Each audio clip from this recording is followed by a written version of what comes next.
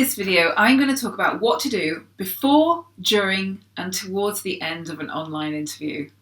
Welcome to the channel. My name is Jane Foray, career coach for frustrated professionals who are ready to take the next step up in their career.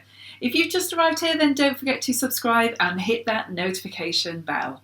So, even before the pandemic, many businesses were starting to use online interviews as a way to work through a high volume of applicants or to reduce some travel costs, especially when they were recruiting for roles that were based overseas. But since the pandemic, they are definitely here to stay, and something that if you are in the job market for a new role, you need to get comfortable with. The key to any successful interview is the preparation, and the hints and tips that I'm going to share with you today are going to help you to reduce the stress of the situation so that you can perform at your best. So what to do then before the meeting?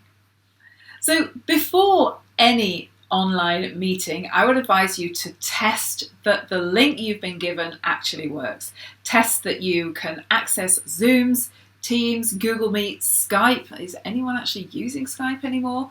I had this actually with a personal thing the other day. I don't really use Teams very often, and I clicked on the link for Teams and it just wouldn't let me in. So it was a complete nightmare. I hadn't taken my own advice and I was about 10 minutes late for the meeting. So click on the link, make sure that everything works perfectly on your laptop. If you're on Zoom or Skype or wherever, make sure that your username is appropriate and professional, especially if your kids have been using it to meet up with their friends or do some online lessons. I've been in many a meeting where the name in the corner of somebody's little box is not their name. So just make sure that the name that's on there is yours, the one you want to be known by.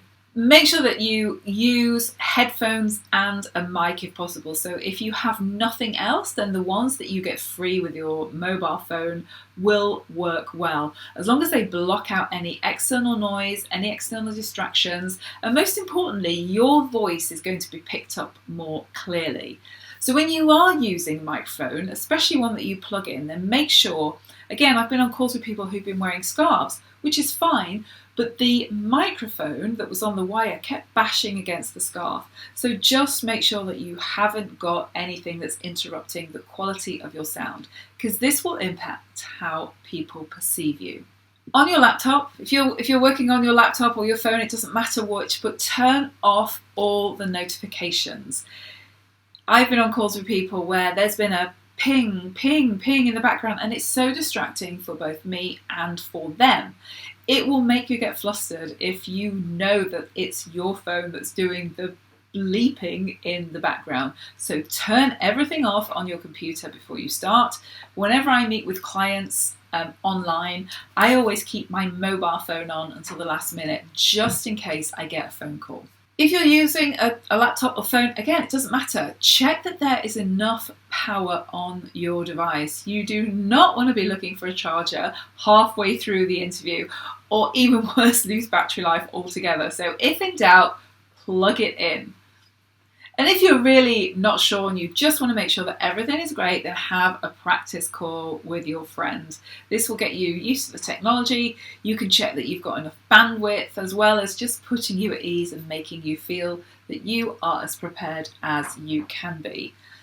So choose your friend wisely. Ask them to give you feedback on your performance. Do you use a lot of filler words like or do you have a fidget thing that might be quite distracting to potential interviewers? If you are going to be interviewed whilst you're at your office or your place of work, then book a quiet meeting room to have that meeting. Don't worry what people think. People will just think that you're on a Zoom call with someone else, but really you're on an interview. But find a quiet space. If you're at home, check out the background. I've been on calls with people who have got piles of clothes in the corner of the room. And what about pictures? Is there anything on your wall behind you that makes you look like something is growing out of your head, for example? Have you got pictures in your background that are inappropriate? Just check out your background and think about what does it say about you and where are things positioned. And if in doubt, just blur it. Where possible, remove any children or animals from the area. So if you have a partner, ask them to take both the children and the animals out for a walk. There's nothing worse than having a dog barking when an unexpected delivery arrives. It's just best to get everybody out of the house altogether.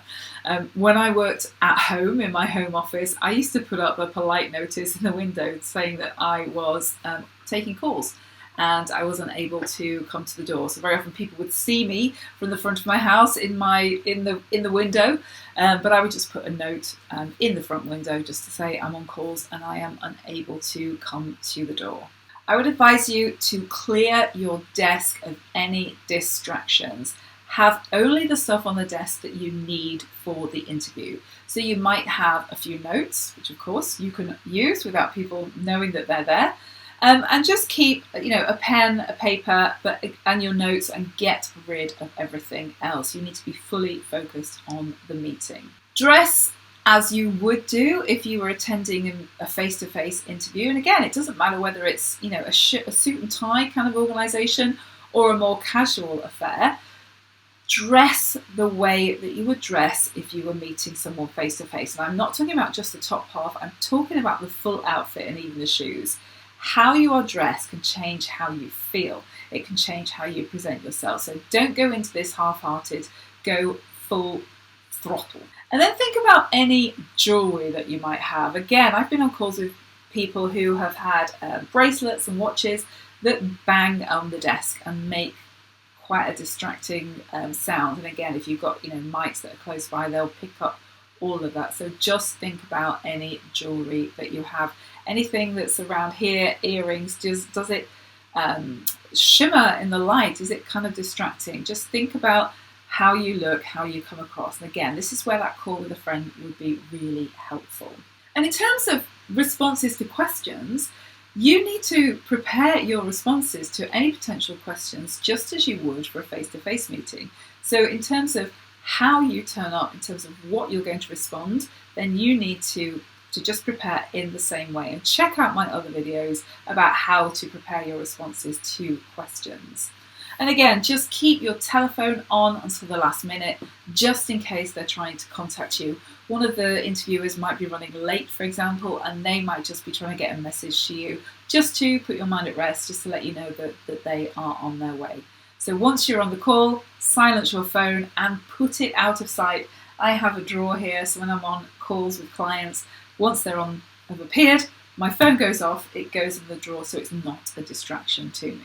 Everything that we talked about to this point is thinking about how to prepare ahead of the call itself. So what about during the call itself?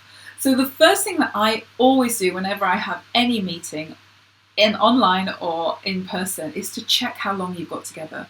So the invitation might be for 60 minutes, for example, but the interviewer might be doing back-to-back interviews. So in their head, they're planning to have the interviewers 45 minutes max so that they've got time to scribble up any notes and to mentally prepare for the next one. So this just makes sure that you know how long that you've got, and you've got enough time to get your most pertinent examples into your responses.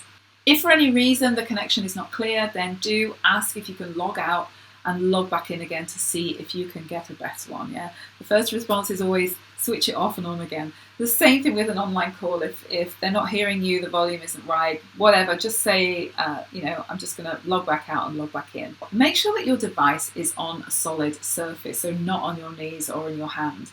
You'll be surprised how much movement the other person will experience if you're holding a phone or if your laptop is on your knees. It can be really distracting. Also, position your device so that your camera is at eye level. You don't look down at people when you're speaking to them face to face, so why would you do that online? So right now I'm looking directly into my webcam, and that gives the impression I'm looking directly at you. Now, I can't see any notes, I can't really see my screen because I'm looking directly at the camera. If I was to read my screen, then I would be looking down here. It looks to the people on the other side of the room that you're really not looking at them. So make sure that you've got your camera positioned in the right place for you. And all I've got is my laptop is sitting on a box. That's where my laptop sits all the time. If you wear glasses, then do be beware of any potential reflection from the laptop or any lights that you might have. So this is me with my glasses on, and sometimes when I look, you can see the light reflected, the light that I have because I'm in an inside office, reflected in my glasses. I don't have very strong glasses, so I can do video calls without them, and I always take them off for video calls. In terms of drinking, always do have a glass of water to hand. Don't have anything that you're eating, no gum whatsoever, but do have a glass of water and do take sips. It gives you time just to hit that pause button and let your responses sink in with the interviewers. So how do you finish the call then? One thing I would always advise people to do is to keep smiling until the very end. I've interviewed people sort of in an online scenario who let their guards drop because they thought that the meeting had finished. And there was a few seconds delay, but I saw them physically kind of go, or like this. Be mindful that just hold your game face until the end. So don't get caught short in that way. So in summary then, what I've described above is how to prepare for an online interview and what to do during the call itself. If you would like to find out more about how to answer those challenging interview questions, then why not download a copy of my ebook, 27 Challenging Interview Questions and How to Answer Them. I'll leave a link to it in the description box below. If you found this useful, then please do click on that like button, share this with anybody who you think you would find some value from it, and please do subscribe for future episodes. My name is Jane Foray, career coach for frustrated professionals. I'll see you on the next video.